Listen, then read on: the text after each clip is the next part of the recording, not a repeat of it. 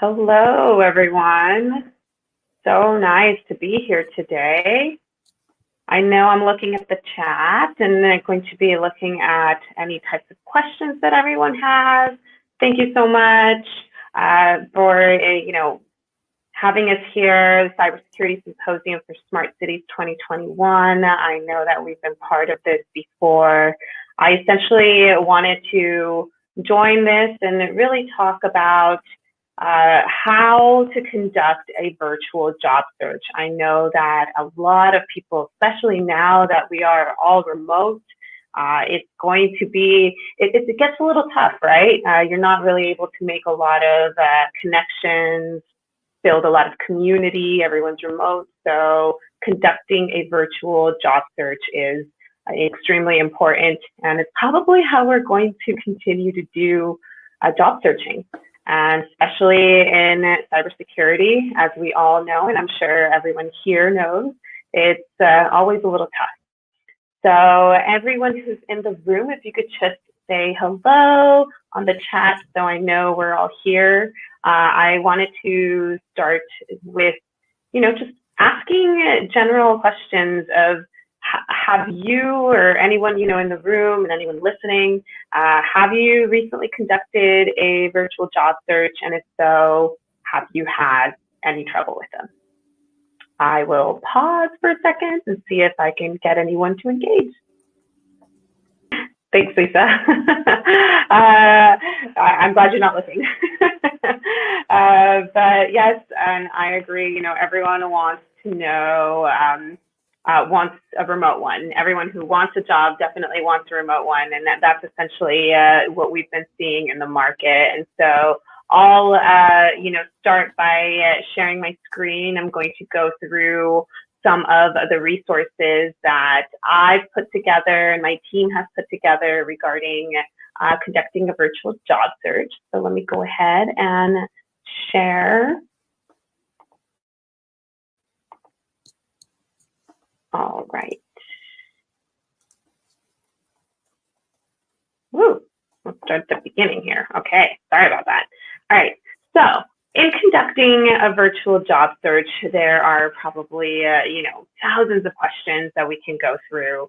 I just want to make sure that we start this conversation by saying it generally is up to you.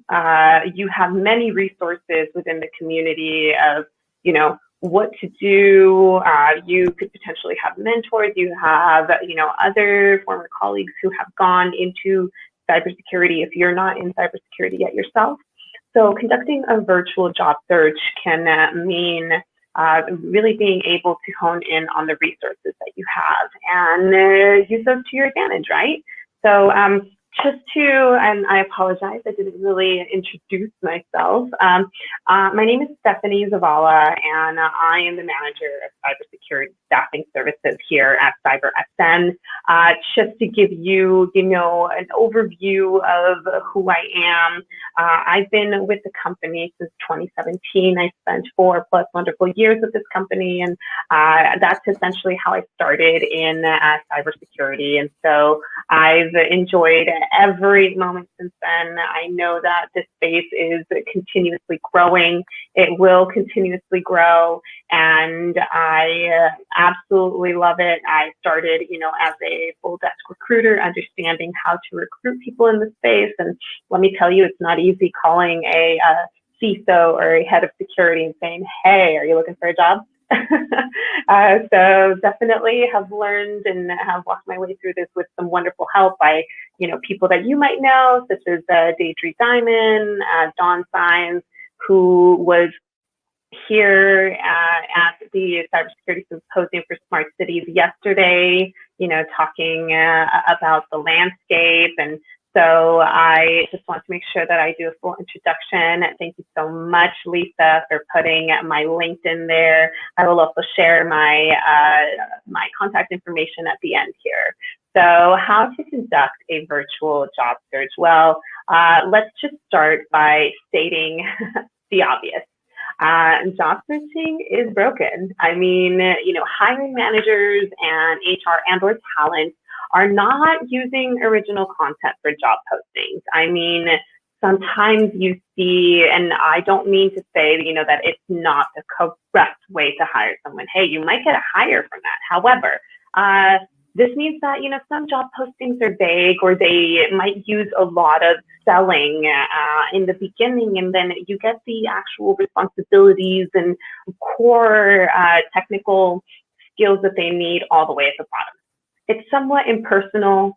It's definitely geared toward, SEO, and job seekers don't necessarily get to see all the jobs that they're qualified for.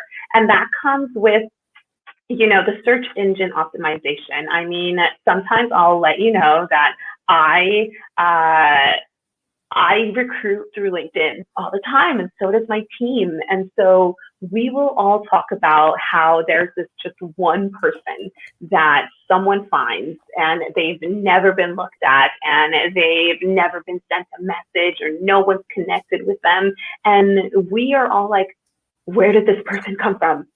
So the search engine optimization is one of the things that's, blocking us from finding these people. And at the same time, it's also potentially blocking the job seeker from finding the jobs that they're great for. So when we talk about job searching, we do need to make sure that we get a good understanding that it's broken. There's a lot of information out there, stating that. And there is also, a lot of information talking about how job seekers don't get to see all the jobs which they're qualified for.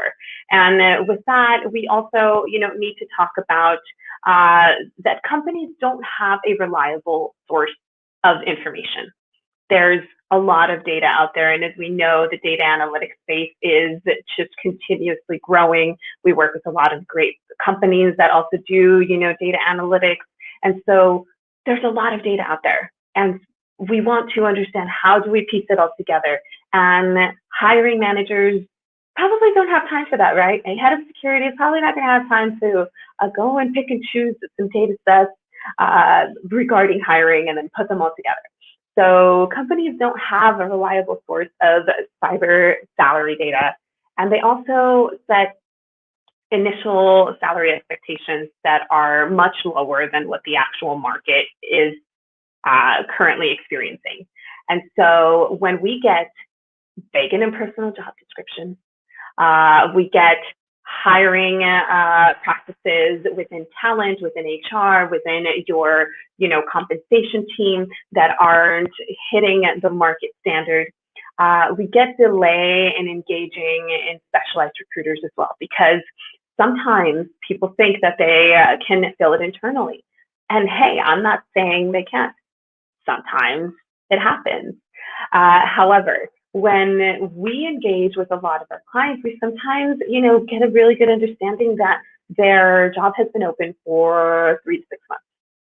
And when you have a job description out there and you're getting, perhaps professionals who are probably not in line with what you're looking for, we definitely are extending the time that you can have someone in that seat and making a difference on your team.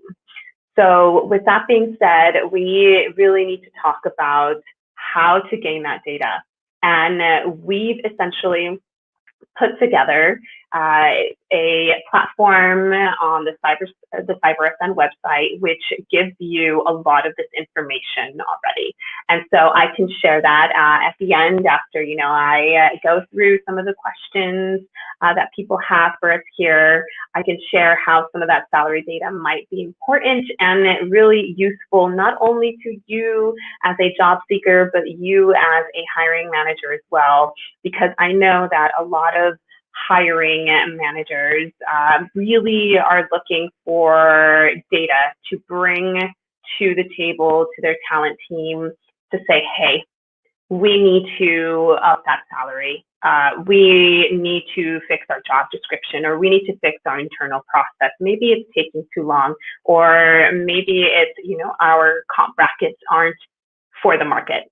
So it could be a whole set of things where your job is not being filled. And also as a job seeker, where you also introduce your background and then you don't get a call back.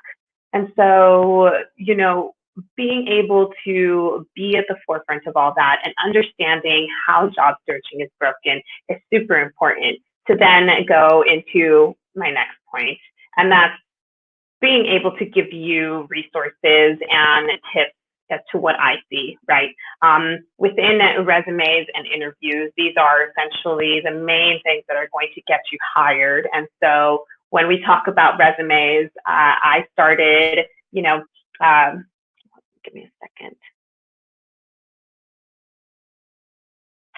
Yes, Lisa, thank you for bringing that up, definitely. And, as a working professional who wants to understand if their comp is low, high, middle, or if they should think about other roles, those are also some of the information that we have on our website, cybersm.com. However, I want to get back to how many resumes I've seen throughout my career.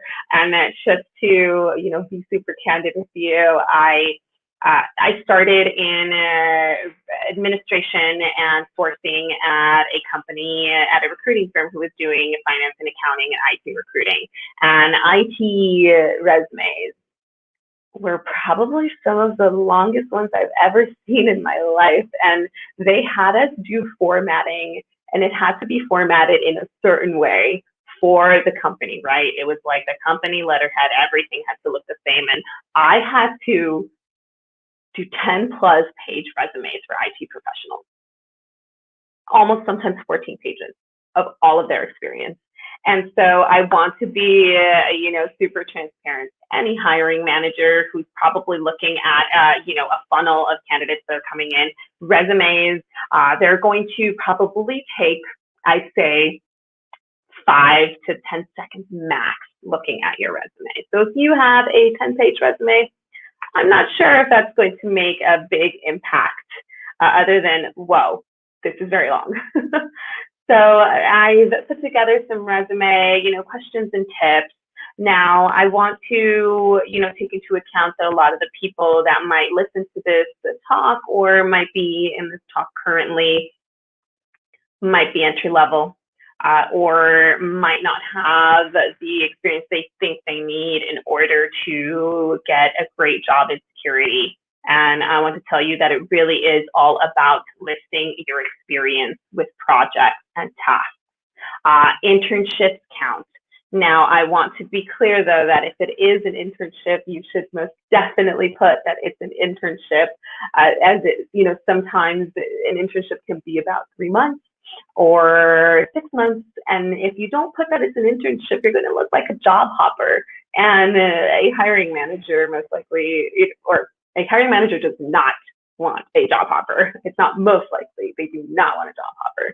And so if it's an internship, put that in there, right? Or if it's a contract, put that in there as well, because that's going to be crucial for any hiring manager that looks at your background to really get a good gauge of your experience, right? And any projects, if you're coming out of school or, finishing up your master's or a boot camp or anything like that, make sure that you put those projects in there. Those projects are helpful. If you also look at your formatting, that's extremely important. I have seen some resumes that will list their most recent experience all the way at the bottom. And I'm not sure if that's, maybe formatting possibly in a different space or maybe in a different country. However, we want to make sure that we are putting the experience, the most recent experience first, right? And then when we talk about keywords relating to your desired position, so if you are looking for an application security role, right, and you have experience in code reviews or you have experience using SAST and DAST tooling, make sure that you put that type of experience on your resume. Now, I don't want you to think that this is just, keyword central. You just put all of these keywords and hope that the algorithm internally will get you to, right in front of the hiring manager. That's not what I'm talking about. I'm talking about putting in keywords that relate to the desired position that you are, to your desired position, right? If I want to find an application security role and I am well versed within, SAST and DAST testing, or I've used an IAST tool, I want to put IAST testing on my resume, and I want to put the tool that I'm using. And I also want to let the company know that I have done code reviews in Python, PowerShell, PHP, Ruby, Golang, whatever it may be. I also want to let them know that possibly I'm great at doing manual code reviews rather than just using tooling, right? And same goes with cloud security. If you have done, projects relating to cloud security and it was an internship, we want to make sure that we put the types of cloud environments that we are familiar with and in what capacity.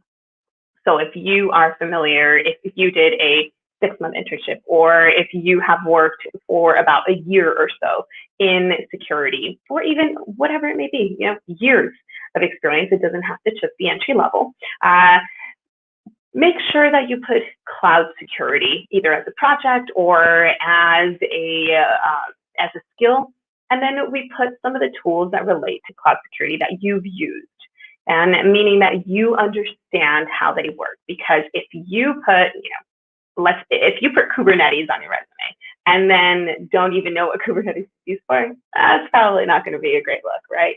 So let's make sure that we are putting all of this information and then explaining how we have used it in what capacity, even if it's small, even if you've only worked with Lambda functions. Let's explain a little bit. Give me a one-liner on how you've worked with Lambda functions, because that's going to set you up for success, because your keywords are relating to your desired position. If I want a position in cloud security and I have experience with Terraform or Kubernetes or AWS or GCP or Azure, whatever it may be, I want to put that on there because I want to make sure that any hiring manager that looks at my resume catches that. And so we also want to make sure that we update our LinkedIn and resume often. I have come across several, and I feel like this is probably a lot more senior leaders, right? That have been in the space a long time and now don't necessarily need to look for new roles. Their roles come to them. However, I have seen a lot of security leaders that don't change their LinkedIn for years. I know one in specific that hasn't been at their company, I believe, since 2018. And I recently met up with them and I didn't even know where they were. I'm like, where have you been this whole time? Your LinkedIn still says that you're at X company. And they're like, I probably should change that. So, a lot of these people don't update their LinkedIn or their resume often. And so when you reach out to them and, you're, as a recruiter myself, right, I have to tell them, if I introduce your background, the hiring manager is probably going to look at your LinkedIn and they're going to look at your resume and they're going to be like, these don't match. So let's just make sure that we're updating LinkedIn often. We want to make sure that we're also putting in a lot of the projects that we've done on there and your resume as well. Now, if you are a security analyst, or if you've done an internship in incident response or software security engineering, it's important that we put them as experience, and then we also make sure that we put internship on our LinkedIn and our resume. And then the resume should be geared towards, what you're looking for. And they can be small tweaks. I'm not telling you to completely, create a whole new resume. I'm telling you to just make sure that you just tweak it a little bit. Application security, software security can be, somewhat similar. It's all about the keywords, and it's all about how you make sure that they are geared towards the desired position. If you look at a lot of job descriptions that are geared towards application security, again, you're going to see SAST, DAST, code review, remediation guidance, threat modeling. If you have that experience, you should put that on your resume.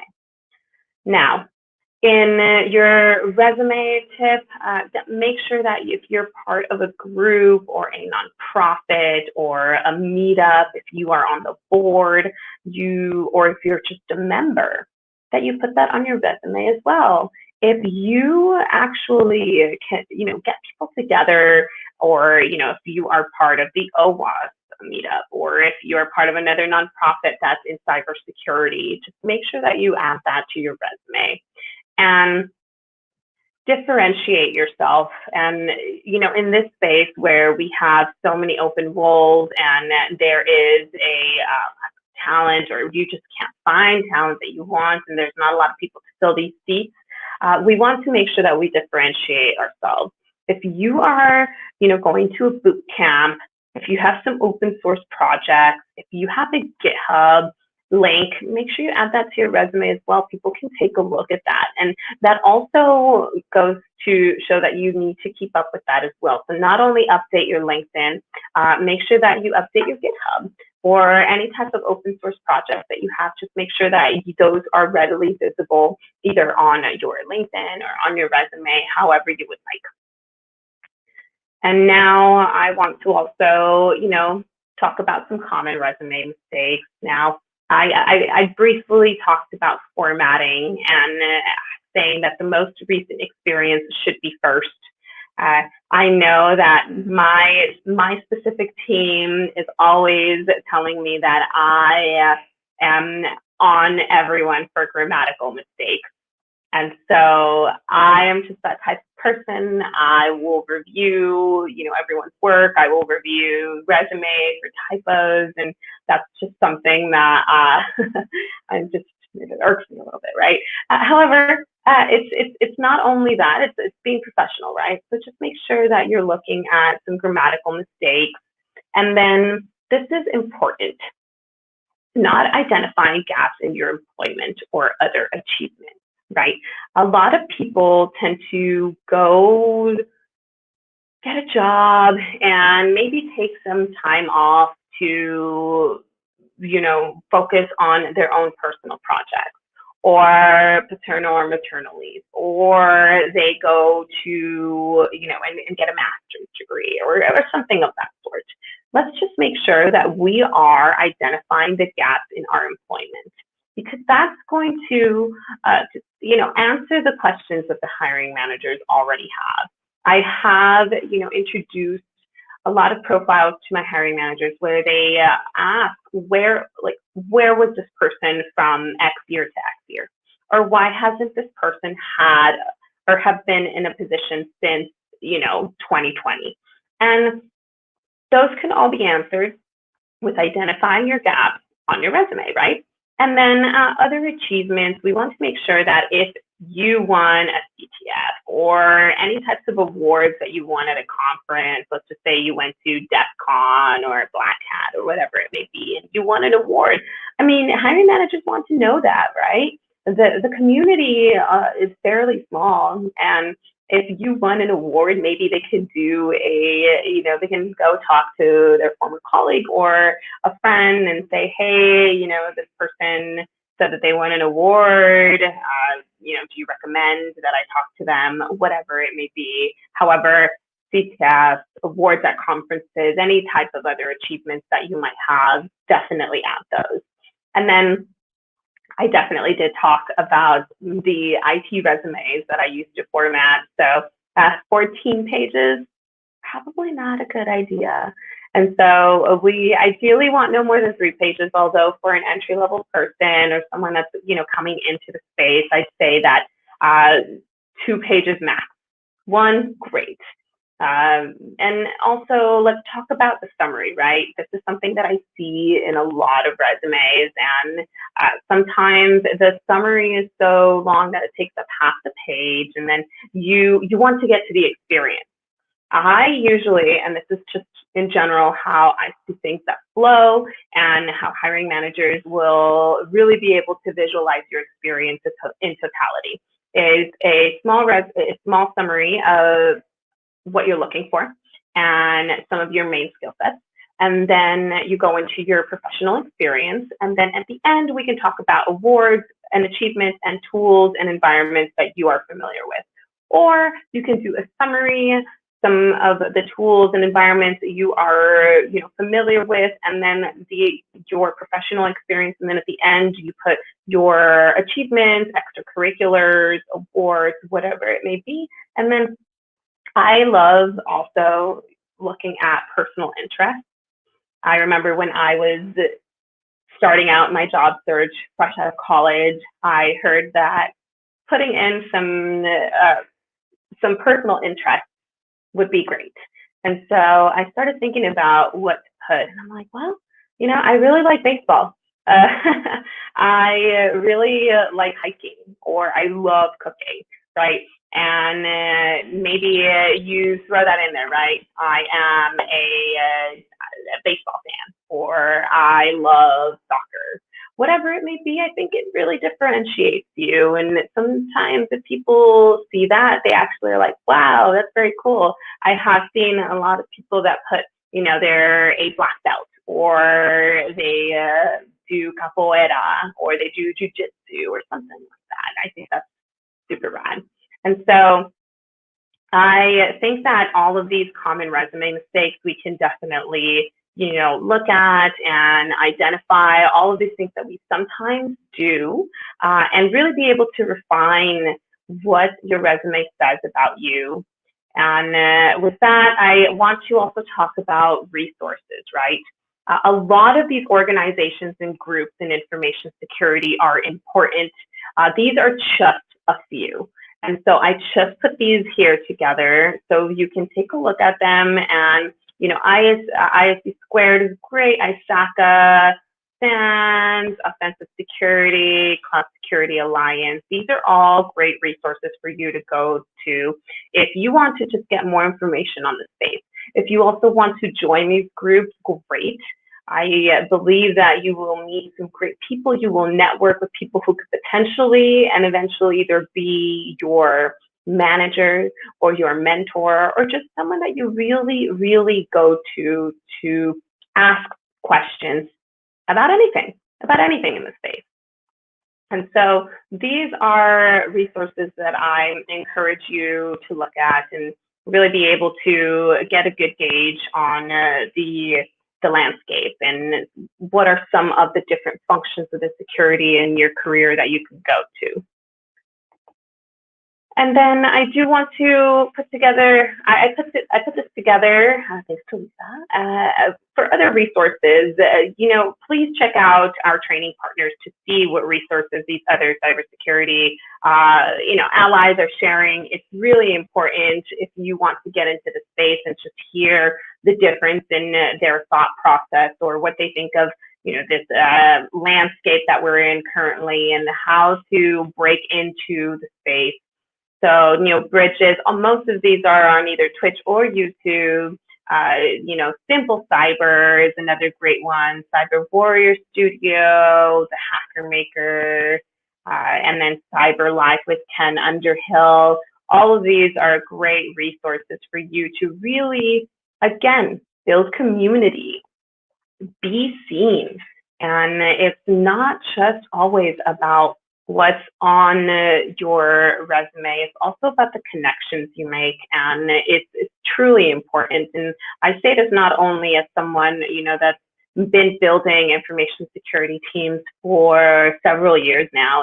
It's really just understanding that a lot of the people that I talk to sometimes are entry level and I don't have any opportunities for them. However, I tell them the same thing.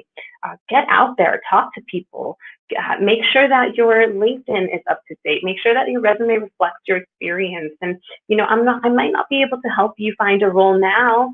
However, in 2 years, maybe I will, maybe in a year, maybe I'll have an opportunity when you have more experience. My clients will most likely probably not pay me for an entry-level person. And so these are great resources for you to get out there and be seen and build community. And, if you have any questions about any of these, please do let me know. And lastly, I just want to put all of this information out here. My LinkedIn that Lisa shared already on the chat. I have my Twitter here, which is Zavala @CyberSN. Twitter is a great community for cybersecurity. There's a lot of people that are pretty hilarious on there that talk about, that makes fun of a lot of security problems. I think it's super lighthearted, and it's great to also engage with them. And we also, CyberSN also has a Twitter that you can follow. We post jobs that we are looking to hire for. And then also Secure Diversity, which is the non-for-profit that we back, which brings more women into technology, into cyber specifically. They also back the Day of Security conference that's actually going on this weekend, which I'm really excited about. And outside of that, I essentially just wanted to, I'll stop sharing, and I will, open up the room for any types of questions that anyone has. All right, I don't believe anyone has any questions. However, I'll stick around to see if anybody would like to discuss how to get into information security and, any type of common mistakes that you see out there, how to conduct virtual job search, which is essentially where everyone is at right now, because I don't believe we'll be going into the office anytime soon. Thanks, Trevor. Thanks for listening. I believe I can also share some of these resources or my slides with the team if at any point anyone wants to take a look at that. So Anu had a question. When a job is posted, why do the hiring companies ask for A through Z instead of ABC qualifications? Well, great question. I wish I had a specific answer for you. So I don't want to call anyone out. However, hiring managers, I feel, want the sun and the moon and the stars. Of course, especially if they're going to be hiring for talent and security, right? And it is up to me as a recruiting professional to let them know that you're not going to get all of this. Okay, you want an application security engineer who can also code and who can also do cloud security. Okay, well, if you do want that, that person is probably going to be gainfully employed. They're going to be happy, and they're going to be very well compensated. So you're telling me that you only want to pay X, which is, 20 to 30K, even probably 50K less than the average. So they essentially, post that they want A through Z because they're hoping that they get it. And that's essentially why a lot of these positions stay open for 3 to 6 months, maybe a year. A good thing to do when getting into, in your first entry-level role within cyber, I usually look at the company and some of the talent teams. Sometimes if it's a job posted, it'll say that it's the HR person. Then what I usually encourage people to do is go ahead and connect with the person. How about maybe you find the hiring manager, right? I don't know if anyone used Boolean searches in their colleges or wherever they went to school. However, I think it's absolutely great to use Boolean searches. I never thought I'd use them this much. However, you can put the name of the company and, security manager, and then they might pop up. So these are great ways to build a network with the company that you're trying to get into. I hope I answered your question, even though that's Anu, except I don't know. Instead of posting for ABC qualifications, I really wish they all did that, and so it's hard. It really is. And Trevor had a question, what's the best way and time to talk about wages and money? Great question. So I believe that it's best to talk about it whenever you feel comfortable. Now, I want to make sure that I tell you that I usually introduce the people that I represent with an expected salary range. That's pretty, standard. We tell the hiring manager, this is what this person is looking for. And if it's, above their salary cap and they still want to interview, hey, you knew, right? You knew from the very beginning what they were targeting. So if you are doing your search yourself, I suggest that you talk about it whenever you feel comfortable. If you speak to the talent person first, which is usually what you'll do, if you do a search yourself and you throw in your resume in there and then they call you and they schedule a call, they'll go through some of the basic, HR related questions, right? What interests you in this company? What are some of your qualifications? What are you looking for in terms of the base salary? And so you can say, this is what I'm looking for. However, if you really want to, not separate yourself or maybe, not necessarily talk about it, you can ask, okay, well, let's talk about what this opportunity pays, right? Let's talk about what this opportunity can potentially pay if I really do well during the interview process. Or can you talk to me a little bit about what total compensation looks like? Because in any company, sometimes it will be a base salary plus a bonus. That's usually in more established companies, right? It's base plus bonus, and it might be base bonus equity or base plus equity, right? If they don't have a bonus structure, it might just be base and equity. Or in some larger companies, they really only do base and bonus and no equity. Or it might be an ESPP. So it really, if you ask, what does a total compensation package look like to a talent, a recruiter or a talent acquisition professional within that company, you can gauge essentially what to ask for as you go through the process. So if you think that you just want more cash, right? You don't care about the equity. Then you can essentially say, okay, well, equity is not that important to me. If we get to an offer stage, I ideally would love, a higher base. If they can do that, great. Usually they can. However, if it's really important for you to have a stake in the company, then, you can say, my targeted base is this. However, I'm flexible if we talk about more equity, or, I'm flexible if we talk about a total compensation package. It's generally, up to you. However, if you are engaging with talent, I would probably use that pretty early on.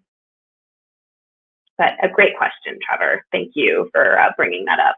And Anu, I know, I totally get it. Sometimes you really hesitate in applying for a lot of roles, and it's hard sometimes when you don't think that you are qualified when they have all of these qualifications. And so that's also why I brought up the tip of finding that hiring manager, right? If it's a smaller company, you could potentially find that hiring manager on LinkedIn, and you can say, hi, X, I saw that you were hiring. I saw that your organization was hiring. I'm not sure if it's on your team. However, we would love to discuss this security analyst role with you. Great way to, one, make an impression, and two, really, just get your foot into the door. Sometimes it leads to a hiring manager screen right away, right? And so in that case, if you're doing it through LinkedIn or if you're doing it through any other platform, you want to make sure that your LinkedIn is up to date. You want to make sure that your resume is also up to date so you can send it to them immediately and send it with availability, and hopefully you'll be able to get in front of them. But I totally get what you're saying, Anu. So hopefully, a lot of these tips will be able to help you in getting out there. All right, so Trevor, what if your relationship with or your previous or present manager is strained? How should you go about getting a reference? Another great question, my gosh. So what I usually say is, I would say that you talk to someone else on on your former team. And it's okay if your relationship is strained with your former or present manager. It happens, right? And you don't want to cover that up. You don't want to cover it up if you're looking for a new role. But it's also up to you as to how much you want to share. So if your relationship is strained with a former or a current manager, I would suggest that you bring that up and you say, I can give you a professional reference of someone else that I've worked very closely with, or a lead, or someone that has managed me or led in some capacity. I wouldn't, I don't have the best relationship, and this is why. I believe that, honesty is key, right? And if it didn't work out, it didn't work out. You want to be open about why, and hopefully that'll also give you access to learning about maybe other opportunities of building a better relationship with a potential manager.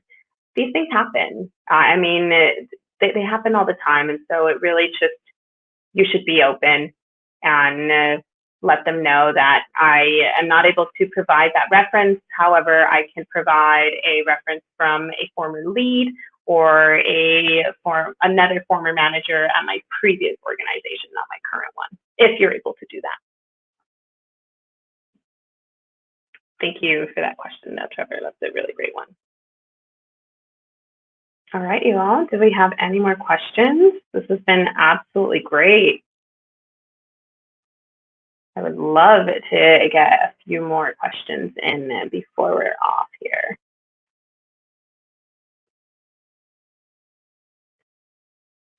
And so I know that Trevor and Anu, have been engaging a lot. So Trevor, are you currently, looking for a new role, or are you trying to get into the space? Are you already in the space? And to answer your question, I don't think you should worry about your age at all, unless you're 10 years old, trying to look for an entry-level job in cybersecurity. And, child wages aren't allowed in your state. So I don't think you should worry about your age. I think it's about skill set. It's about what you can bring to the table. And, I totally understand that age can be a thing in a lot of startups or in some companies where ageism is something that a lot of people experience. I believe that your skill set should talk before your age, and I believe in security, it does.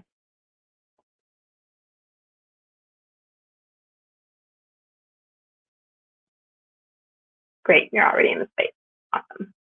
And, if you are worried, or, anyone else, people might have questions regarding age. Again, I don't think it matters. It's how you present yourself. It's how you build your skills, and you want to stay current in security, just in technology in general. I mean, it changes almost every single day, or in security, you have different vulnerabilities every single day that are found. And so we want to stay up on all of those. I mean, I run to my phone whenever I, get a breach has happened, or this company has been hacked. And so we want to stay on top of all of that. Yes, C+ is fine. I believe skills are talk more than, what it says on your birth certificate. 100%. And if you, for some reason feel differently, let's talk after, and we can talk about it in a little bit more detail. All right, well, we're getting, I believe, to the end of our talk here. Trevor, so I feel 21. I love it. Just, don't exhaust the liver too much, right? 21-year-olds usually are out hitting the bars and getting those drinks in. Let's not.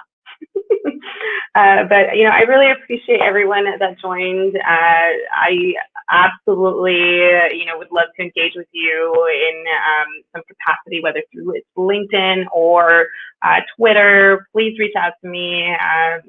My Twitter is I will put this up very quickly. It's just so we can just so you can please reach out to me, and we can, discuss this further. I really appreciate everyone's time. Thank you so much. And I hope you have a wonderful time at this conference. And, any of the other tracks are available. Please go and engage just as much as you did today. Thank you.